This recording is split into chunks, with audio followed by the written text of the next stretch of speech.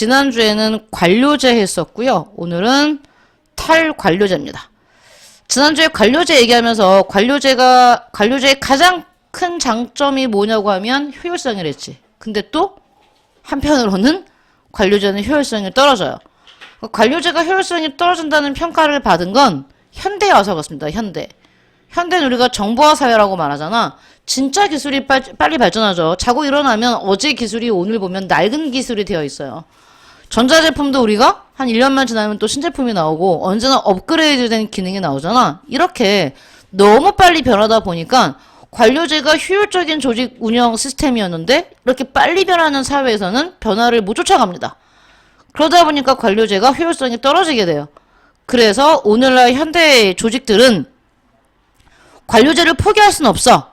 관료제대로 운영을 하되 어떤 특정 부분들 같은 경우는 관료제를 벗어난 어떤 그런 시스템들을 부분적으로 도입을 하기 시작했어요. 그게 바로 탈관료제입니다. 여기 나왔죠. 관료제의 한계를 극복하기 위한 그랬어. 그러면 여기다가서 여기 우리 본문에는 한계라는 표현을 썼지만 여기서 말하는 관료제의 한계 뭐 여러 가지 있겠죠. 그 중에서도 가장 큰 것 중에 하나는 역시 효율성입니다. 효율성이 너무 떨어지는 거. 그걸 극복하기 위해서 만든 뭐다? 새로운 조직 시스템이다. 탈관료제는. 역시 등장 배경은 방금 말했듯이 정보화입니다. 정보화처럼 뭐가 사회 변동 속도가 너무 빨라지니까 그 다음에 어떤 표현을 썼냐면요. 관료제가 경직성을 띄었다. 이런 표현을 씁니다. 특히 관료제가 경직성을 띄었다는 표현을 쓸 수밖에 없는 건 우리 관료제의 특징이 뭐였어요? 지위와 역할이 명확하게 구분되어 있고 업무가 위계서열화되어 있죠. 그렇죠? 그래서 상관의 명령이나 상관의 업무 지시를 받아야 됩니다. 내가 밑에 있는 직급의 직원이라면. 그러다 보니까 너무 뭐가 없어. 자율성이 없는 거지. 나의 업무는 이미 다 정해져 있어. 그 정해진 바운더리 안에서만 해야지. 내가 우리 부장이 결정한 걸 내가 결정한다든가. 그러면 안 되지. 그런 부분들이 오히려 딱딱하게 굳어있다. 그래서 경직성을 띄었다. 이런 말을 합니다. 그래서 경직성을 지닌 이 관료제는 이런 정보화 사회에서 자꾸만 뭐가 나타나게 됐다? 역기능이 더 튀게 되는 거죠. 눈에. 그리고 또한 이것도 원인이고요. 아무리 원인이 이렇다 하더라도 탈관료제를 운영할 수 있는 어떤 뒷받침되는 게 없으면 못해요. 근데 정보사회에선 이 정보기술이 발달하면서 여기 새로운 의사결정 구조를 갖는 조직 형태가 기술적으로 뒷받침됩니다. 뭘 말하겠어요? 화상회의라든지 핸드폰이라든지 SNS라든지 이런 과학기술이 뒷받침됐기 때문에 뭐가 등장할 수 있었다? 탈관료제가 등장할 수 있었습니다. 그러면 사실 탈관료제의 특징은요. 관료제가 못했던 것들 있죠. 그게 다 얘네들의 특징입니다. 관료제가 못했던 거. 우리 어땠습니까? 특징 보시면 관료제의 특징은 수직적 구조였지. 근데 얘는 뭐야? 수평적이지. 수평적이다. 굉장히 민주적이란 얘기예요. 이게. 수평적이란 얘기가. 의사결정의 권한이 상관이나 위에 있는 지도부에게 몰려있는 게 아니라 나뉘어져 있어요. 그러면 일반 직원이나 일반 구성원들도 의사결정을 내릴 수 있다는 얘기입니다. 그 다음에 의사결정 과정에서 구성원의 참여가 확대되었다. 이게 바로 뭡니까? 쓰시면 되죠. 상향식이겠죠. 상향식 의사결정이 되겠죠. 그래서 탈관료제는 권한이 분산되어 있기 때문에 상향식 의사결정이 가능한 수평적인 조직체계를 갖는다. 자, 다음 아까 관료제를 앞에 이런 수식어를 붙였잖아요. 경직성을 지녔다 그랬지? 그러면 딱딱한 걸 풀어주면 뭐가 되겠어요? 유연해지겠죠. 그래서 탈관료제의 특징 중에 하나는 유연합니다. 유연성. 그러면 중간관리층이 감소하고 되게 중요한 편입니다. 중간관리층 한번 메모해 주세요. 중간관리자. 우리 관료제는요. 맨 위와 맨 아래가 있으면 그 중간에 수많은 뭐가 있습니까? 중간관리자들이 있습니다. 그래서 뭐가 이루어져요? 피라미드가 이루어지죠. 이렇게. 피라미드의 정점에 꼭대기에 우두머리가 있고 맨 말단에 구성원들이 있으면 이 중간에 수많은 뭐가 있는 겁니까? 중간관리자들이 있어. 그래서 내가 말단 직원의 아이디어가 여기까지 올라가려면 이 수많은 중간 관리자를 거쳐야 돼요. 그지? 오래 걸리겠죠? 중간 관리자가 막 출장이라도 갔으면 뭐 한 3달 있다 와 그러면 이제 3달 기다려야겠지. 그치? 되게 늦는 거야 속도가. 그러니까 효율적인 관료제인데 이럴 때는 비효율적이 되는 거란 말이야. 그러니 탈관료제는 이 중간에 있는 중간 관리자들을 없애겠다는 얘기가 아니라 무시하고 바로 다이렉트로 올라갈 수 있는 스텝을 만들겠다는 얘기예요. 말단 직원들이나 신입사원들이 아마 반짝반짝 뛰는 아이디어가 있다면 그럼 어떻게 하면 중간 관리자들을 무시하고 바로 올라오겠어? 아이디어 공모전 같은 거 하는 거야 얘들아. 공모전은 뭐 참가 자격은 그 회사 직원이면 누구나. 그지? 그럼 이제 그걸 바로 그게 일반 신입사원의 아이디어나 아니면 중간 관리자들의 아이디어나 똑같은 상황에서 검사하지 그 출품이 되고 뽑히는 겁니다. 뭐 이런 식으로. 그래서 중간 관리층의 감소 및 의사결정 단계를 줄이겠다는 얘기예요. 의사결정 단계를 줄이겠다는 얘기는 여기서 여기 갔다가 다시 갔다가가 아니라 여기서 바로 갈 수 있게. 이런 식으로 의사결정 단계를 줄이고 또 구성원들에게 재량이나 자율성 확대를 통해 신속한 의사결정 및 환경 변화에 뭐하겠다? 유연하게 대처하겠다.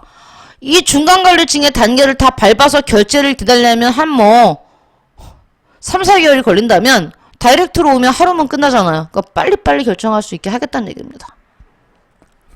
다음 우리가 관료제가 연공서열이었죠. 연공서열. 내가 연차에 따라서 내 월급이나 연봉이 올라갔고요. 경력에 인정받았잖아. 얘네는 경력보다는 뭘 인정합니까? 동그라미 치세요. 능력과 업적과 성과입니다. 내가 이 회사에 입사한 지 일주일이 됐냐 10년이 됐냐는 중요하지 않다는 얘기지. 얼마나 더 좋은 아이디어와 더 좋은 능력과 업적과 성과를 쌓느냐에 따라서 포상하겠다는 얘기입니다. 그건 연공서열보다는 구성원의 능력과 업적을 보겠다는 얘기죠. 그래서 관료제가 가지고 있지 않은 어떤 장점들을 갖고 있는 게 탈관료제입니다. 하지만 여러분이 오해하시면 안 되는 게 거대한 조직이 그 전체를 탈관료제로 운영하는 조직은 없어요. 관료제가 베이직입니다. 기본 관료제로 운영을 하고 그때그때 필요할 때 탈관료제적인 어떤 방법들을 도입하는 겁니다. 도입했다가 그 프로젝트가 끝나면 한시적으로 쓰다가 뭐 다시 없애기도 하고. 그래서 큰 조직들이 들어가면 뭐 요번에 따로 하는 행사가 있어. 뭐 우리 5월 달에 무슨 행사를 할 거야. 그러면 그 행사를 위한 부서를 따로 만드는 게 아니라 기존 부서에서 몇 명씩 뽑아오는 거예요. 우리 혜경이가 만약에 A라는 부서에 있으면 야, 너 여기 3, 4, 5월 달은 저 그 행사를 위한 부서로 가. 그럼 이제 그 부서에 내가 소속이 되는 거야. 임시적으로. 3, 4, 5개월 동안은. 그렇게 해서 여러 부서에서 팀원들을 뽑아와서 그 행사만을 위한 팀을 꾸리는 겁니다.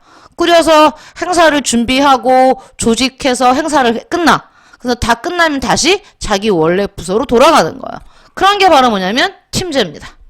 탈관료제의 한 유형이죠. 업무 목표 달성을 위해 신속하게 구성되고 해체되는, 언제든지 만들어지고 해체될 수 있는 조직이에요. 이거는요, 어떤 한 조직 안에서만 만들어지는 게 아니라 우리나라 이제 그 큰 회사들 중에 건설회사가 있다. 근데 우리나라 건설회사들이 해외에서 큰 공사들을 따내잖아요. 그러면 그 공사라는 게 정말 어마어마한 규모입니다. 사이즈가. 그걸 우리나라 한 회사가 하는 게 아니에요. 컨소시엄으로 해서 우리나라 회사 한 3, 4개사에 그 다음에 그 현지 회사, 유럽 회사들 정말 많은 나라 회사가 많게는 막 50개국 혹은 열 몇 개국에서 적게는 열 몇 개국에서 회사들이 참여하거든요. 그래서 걔네가 컨소시엄을 만들어요. 그러면 그때 그 해외 공사를 위해서 어떻게 됩니까? 우리나라 회사에서 A 회사가 만약에 참여를 한다. 그러면 그 A 회사의 각 부서에서 팀원들을 쭉 뽑아가지고 그 프로젝트에 투입을 해요. 어떨 때는 5년씩 갑니다. 왜냐하면 공사 자체가 너무 크기 때문에 5년, 6년 그 프로젝트 팀에 거기 소속돼서 일을 하다가 그 거대한 공사가 끝나면 다시 본래 자기 부서로 돌아가는 거죠. 보통 돌아가면 자기 책상 없어졌다고 얘기하더라고요. 책상.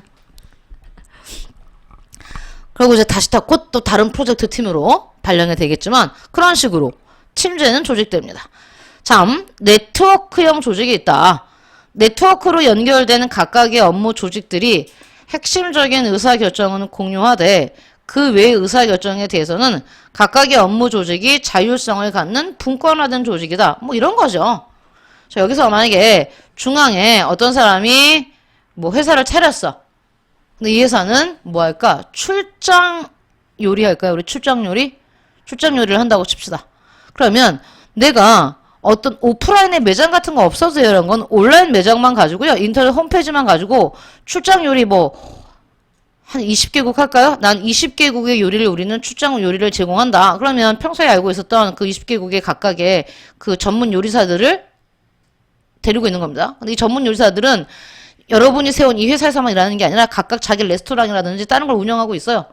그러면 여기 이제 손님이 홈페이지에 들어와서 몇 월 며칠 프랑스 요리 몇 인분이 필요하다 이렇게 예약을 하면 이제 여러분 이 회사 이제 대표인 여러분이 자기가 알고 있는 모든 여기 가입되어 있는 요리사들을 특히 프랑스 요리를 하는 요리사들에게 연락을 한번 쭉 보는 거 스케줄을 그 중에 되는 사람이 있으면 그 사람이 섭외되는 겁니다. 그럼 그 사람은 그때만 뭐가 되는 거야? 여기 가서 요리를 해주는 거죠. 그리고 또 자기 각자 운영하고 이렇게 네트워크형.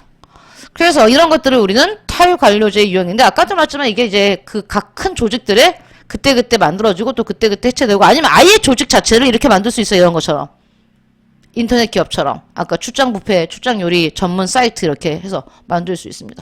대신에 이제 프랑스 요리사를 한 명만 데리고 있으면 안 되겠죠. 근데 그 프랑스 요리사가 여러분 회사에 뭐 수직적으로 종속된 직원 그런 거 아니에요. 프리랜서 개념입니다. 프리랜서 개념으로 여러분 회사와 함께 계약 관계를 맺고 자기가 스케줄과 시간이 될 때는 출장 요리를 해주는 거고 안 되면 다른 요리로 가는 거고 안 되면 고객한테 이제 문자가 가겠지. 지금 그 날짜에는 모든 예약이 가득 차서 안 되겠다 이렇게. 하시면 되겠죠. 자, 해서 우리는 지난주에 이어서 관료제와 탈관료제까지 봤죠. 진짜 중요한 부분인데 이 부분이. 뭐가? 자발적 결사체, 자결. 자, 자결은 다시 크게 세 가지가 있다고 그랬습니다. 그래서 우리가 다시 한번 잠깐 보면 자발적 결사체의 종류가 친목집단, 이익집단, 시민단체라고 말했는데 이익집단의 가장 대표적인 예를 지난주에 안 쓴 것 같아서요. 노동조합 가장 대표적인 이익집단이랬죠. 그 다음에 이익집단과 시민단체는 다 뭐다? 공식조직이라고 얘기했습니다. 지난주에 공식조직. 친목집단만 공식조직일 수도 있고 비공식조직일 수도 있다 이런 얘기를 했었죠. 그쵸? 여기 한번 볼게요. 심화탐구 자발적 결사체. 땡땡 회사에서 근무하고 있는 갑은 회사 내 야구 동호회에 가입해서 활동하고 있다. 다음에 나는요. 네모네모 시민단체에서 활동하고 있는 을은 환경보호를 위한 캠페인을 열심히 준비하고 있다. 그러면 그 아래 설명 보시면 자발적 결사체는 공식 조직에 해당하는 경우도 있고 비공식적 조직에 해당하는 경우도 있다. 가에서 회사 안에 있는 야구 동호회는 땡땡 회사 안에서 만들어진 사회 집단이기 때문에 비공식 조직이죠. 또 친목 집단으로서 자발적 결사체이기도 하다. 반면에 나에서 만들어진 이 땡땡 시민단체는 공익 실현을 위해 조직적 체계를 갖춘 사회 집단이기 때문에 공식 조직이면서 또한 시민단체이기 때문에 뭐다? 자발적 결사체이다. 이렇게 나왔죠. 자, 준거 집단 얘기는 우리가 앞에서 봤죠? 오케이. 여러분 여기 문제 잠깐 보면 기본 문제 한번 볼까요? 3번 문제. 다음은 갑의 자기소개서이다. 밑줄 친 기억, 리을에 대한 설명이다. 옳은 것만을 고르면 그랬습니다. 자, 기억. 가족이제. 가족은 2차가 될 수 없죠. 그 다음 니은. 학교죠, 학교. 학교는 사회화 그 자체가 목표이기 때문에 학교는 뭡니까? 니은은 뭐라고 표현해야 돼요? 얘는 사회화 기관으로 치면요. 여러분, 공식적 사회화 기관이죠. 공식적 사회화 기관이고 당연히 공식 조직이죠. 조직으로는 학교인데 그 다음에 디귿 땡땅 회사였습니다. 땡땅 회사. 그 다음에 그러면 땡땡 회사는 기업, 가족과 달리 공동사회 아니죠. 공동사회. 가족이 공동사회죠. 가족이 공동사회. 회사는 이익사회입니다. 그쵸? 그 다음에 리을. 회사 안에 있는 사내 농구 동호회이기 때문에 사내 농구 동호회는 비공식 조직입니다. 비공식 조직. 그래서 리을은 디귿 회사와 달리 비공식 조직에 해당한다. 해서 이렇게 조직과 사회화 기관이 같이 나올 수 있습니다. 사회 집단도 같이 나올 수 있고요. 오케이. 그래서 여러분이 여기를 문제를 다 한번 풀어보세요. 선생님 지금 이거 잘못 봐가지고 이걸 보고 학교라고 읽었어요. 아니 왜 학교에서 저를 하고 있지? 했더니 학교는 아래군요. 친족이 나왔네요. 친족. 좀 더 확장된 가족의 의미죠. 친척들을 얘기하는 겁니다. 자, 문제를 한번 쭉 나중에 풀어보시고요. 우리는 어디로 갑니다. 이런 건 시간 많이 걸립니다, 여러분. 한 번씩 다 해봐야 되기 때문에